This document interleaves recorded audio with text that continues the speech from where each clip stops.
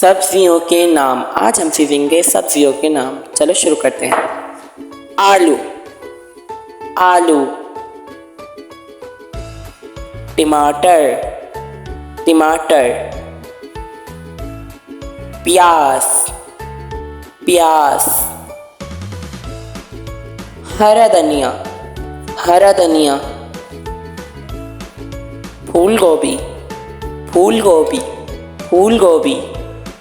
हरी मिर्च, हरी मिर्चें, हरी मिर्चें।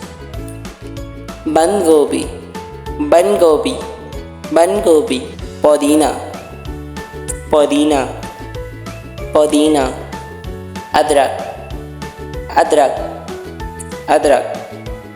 लहसुन, लहसुन, लहसुन।